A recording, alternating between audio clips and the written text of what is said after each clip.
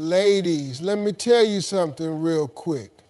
If you're still sitting around waiting for an apology, a text back, or that one final convo to make it all make sense, this one's for you.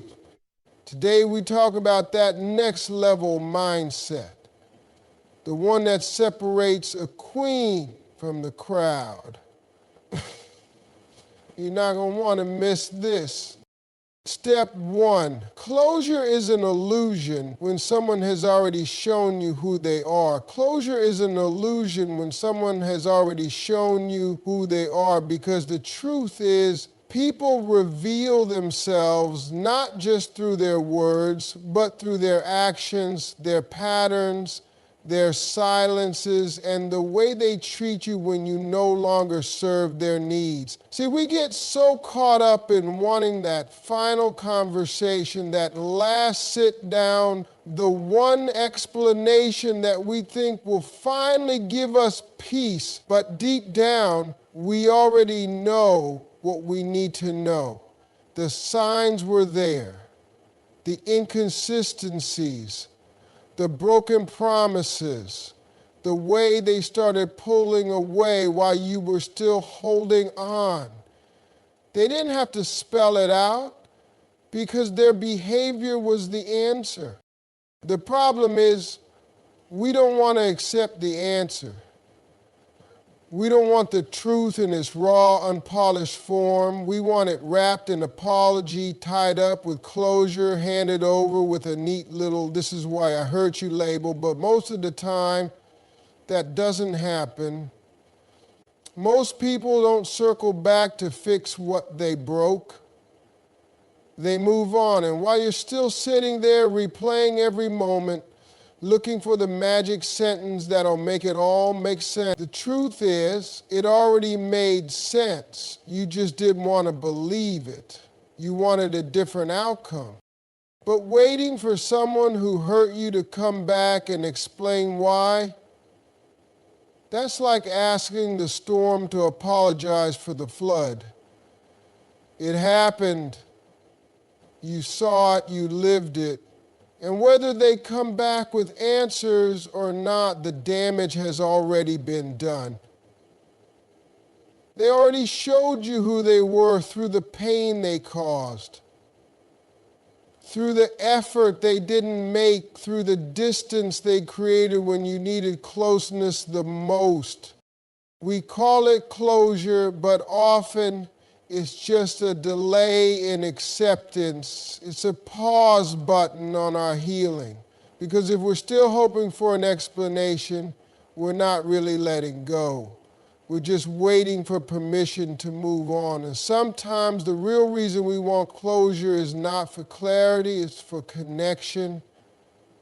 It's because some part of us is still holding on to the idea that maybe, just maybe, they'll say something that changes everything. But the truth is, step 2, queens value peace over answers. They don't need a chapter review to close the book. Queens value peace over answers because they understand that not every question needs a response and not every situation deserves their energy. When a queen walks away from something or someone, she doesn't go digging through the past, flipping back through every page, underlining moments, trying to figure out where it all went wrong. She's not sitting around needing a chapter review because she already knows that reliving what hurt her doesn't bring healing. It brings more confusion, more delay, more drama that she simply doesn't have space for anymore. See, when you're operating from your highest self, you start to realize that answers aren't always the key to freedom. Peace is, and peace doesn't come from dragging someone back into your life just to ask why. Peace comes from choosing yourself, from deciding that you don't need someone to give you a closure speech just to move on. You don't need a play-by-play of what they were thinking or what they meant or why they chose what they chose. Because deep down, you already understand the most important part. They didn't choose you the way you chose them. And that truth, while painful, is more powerful than any explanation they could ever offer. Queens protect their peace like it's sacred. They don't entertain emotional chaos just to satisfy temporary curiosity. They know that sometimes the urge to get answers is really just the heart trying to stay attached. But queens don't beg for clarity from people who created confusion. They know that reading the same sad story over and over won't change the ending. It just keeps you stuck in a loop of overthinking and self-doubt. Instead, a queen closes the book not because she got every answer, but because she got tired of asking the wrong questions. She knows her worth isn't tied to someone else's inability to love her properly. She doesn't chase closure because she's too busy chasing peace, joy, alignment. She trusts that whatever she doesn't understand right now, she'll understand later without needing to revisit the pain just to make sense of it. Step 3, you don't need their explanation to validate your worth. You don't need their explanation to validate your worth because your value isn't up for negotiation. It's not something someone else can confirm or deny. Yet, so many people sit in emotional limbo, replaying situations over and over again, waiting for the person who hurt them to come back and say something that will somehow make the pain feel justified, the confusion feel logical, or the rejection feel less personal. But the truth is, when you tie your sense of self-worth to someone else's understanding, approval, or apology, you're handing them power they never deserved to hold in the first place. See, your worth isn't defined by the way someone treated you in their moment of immaturity, insecurity, or selfishness. Your worth isn't diminished just because someone failed to see it. Think about it. If someone walks away without explanation, ghosts you, plays with your emotions, or chooses someone else, that says everything about them and absolutely nothing about you. Their silence doesn't mean you weren't good enough. Their lack of clarity doesn't mean you weren't valuable. Sometimes people are just broken in places you were never meant to fix. And still we want that explanation, that moment where they sit down and finally say, "You were everything I needed, and I was the one who couldn't handle it." We crave those words, not because we need closure, but because we want validation. We want them to finally recognize what we brought to the table. But the moment you need someone else to say you were worthy, you're forgetting that you already were. Even when they couldn't see it, even when they mishandled you, even when they walked away without giving you the respect of honesty, validation that comes from someone else is always temporary. Because if they say you're worthy today but change their mind tomorrow, what happens to you then? Do you start questioning everything all over again? That's why the real work is reminding yourself that your worth is not based on whether or not someone had the decency to explain why they let you down. It's based on who you are at your core. The loyalty you give, the love you offer, the heart you bring to the table, no explanation can add to that, and no silence can take it away. Step 4, holding on for closure keeps you stuck in a story that no longer serves you. Holding on for closure keeps you stuck in a story that no longer serves you because it ties your present to a past that is already over. When you're waiting for closure, You're essentially waiting for someone else to give you permission to let go. You're waiting for them to offer some explanation that will suddenly make the hurt, the confusion, and the disappointment feel like it was all worth something. But here's the thing, holding on to that story, hoping for that perfect ending, doesn't change what happened. It just keeps you locked in a narrative that's already played out. Every time you replay the situation in your head, every time you go over the details of the relationship or the argument or the betrayal, you're giving more of your energy to something that is no longer active, no longer relevant. It's like replaying a TV show that's been canceled. The season is over, the final episode aired, and yet you're sitting there waiting for the next episode to drop, but it's not coming. It's done. The show is over. And every time you hold on to the idea that closure will come, you're wasting your precious time and energy on something that's already finished. You're literally keeping yourself stuck in the past, rerunning a chapter that no longer serves your growth, your happiness, or your evolution.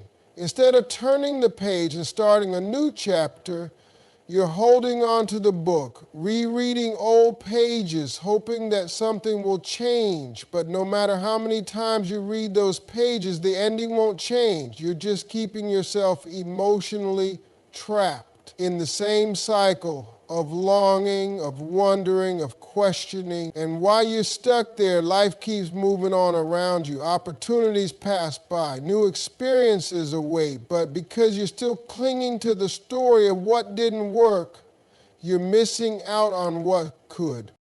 The more you hold on to the need for closure, the more you allow the past to control your present. It's like letting someone who hurt you continue to have a hold on your heart simply because you can't accept that it's over. But when you release that need for closure, you start freeing yourself. You start recognizing that the only closure you really need is your own acceptance of what happened. You get to decide when the story ends. And that decision isn't based on waiting for someone else to validate your feelings. It's based on your own inner strength to let go, to stop holding on to something that's no longer aligned with your purpose. Step 5, true power is in moving forward with dignity, not waiting with desperation. True power is in moving forward with dignity, not waiting with desperation, because the moment you choose to carry yourself with grace instead of begging for answers, you reclaim control over your life. There's something unshakable about a person who can walk away from what wounded them without needing to make a scene, without needing to be understood, and without needing to convince anyone of their worth. That kind of strength doesn't come from pretending you're not hurt. It comes from deciding that your healing matters more than someone else's explanation. Desperation is loud. It begs, it pleads, it waits by the phone, refreshing messages, replaying moments, hoping that maybe today will be the day they realize what they lost. It lives in the hope of being chosen again, of being remembered, of being validated. That kind of waiting steals your time, your joy, and your identity. It places your emotional future in the hands of someone who already proved they couldn't be trusted with your heart. And when you're waiting like that, you're not healing, you're pausing your life in hopes that someone else will resume it for you. But dignity is different. Dignity is quiet, it's steady. It walks away not because it doesn't care, but because it knows when enough is enough. It's not about pretending you weren't affected. It's about deciding that your peace and self-respect are more valuable than keeping yourself emotionally hostage.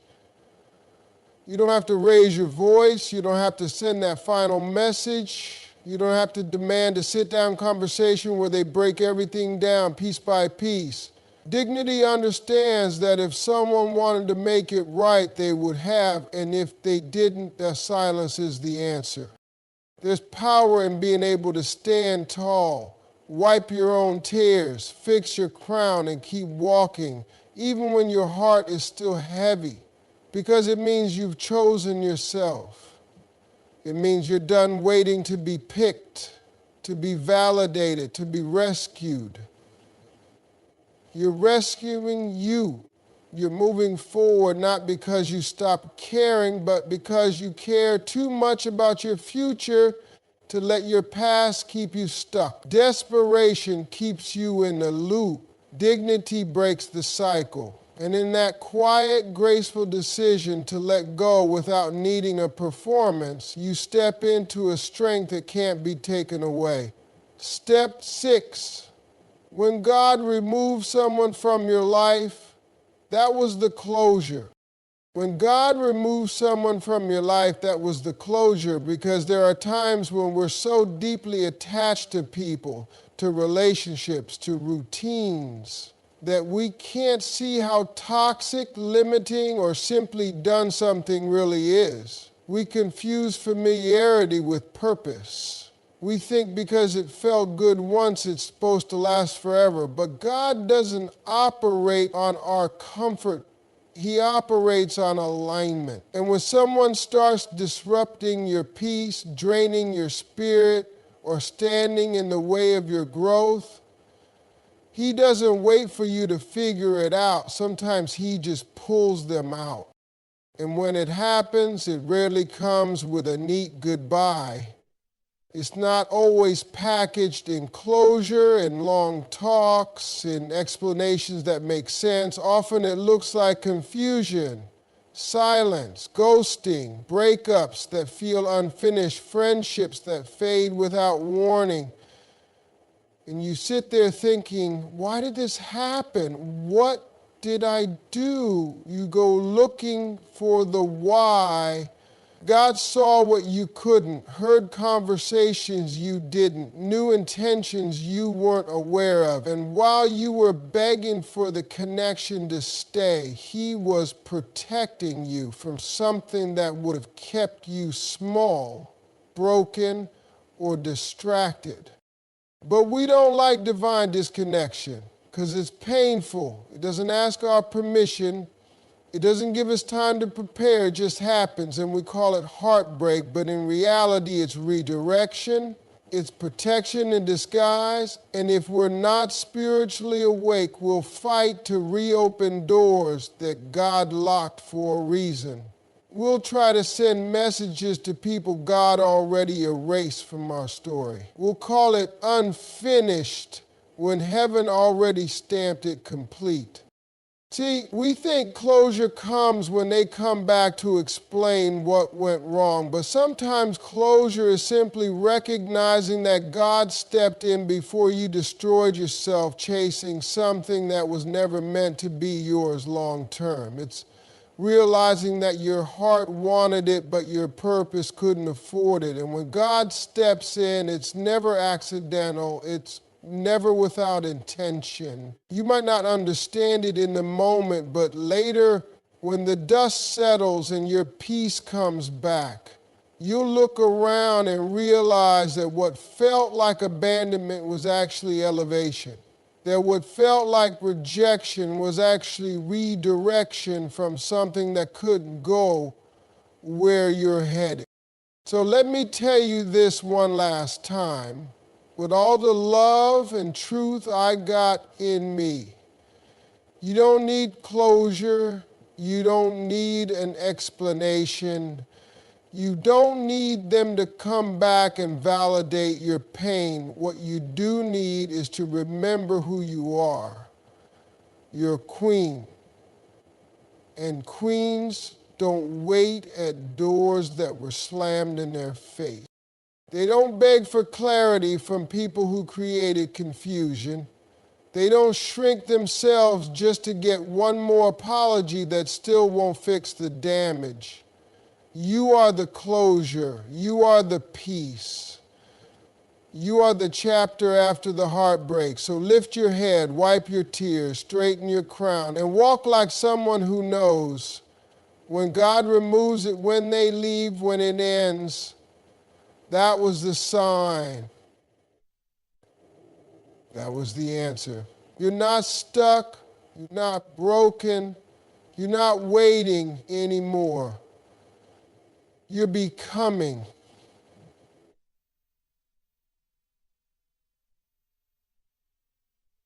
Write the rest of your story like the queen you are.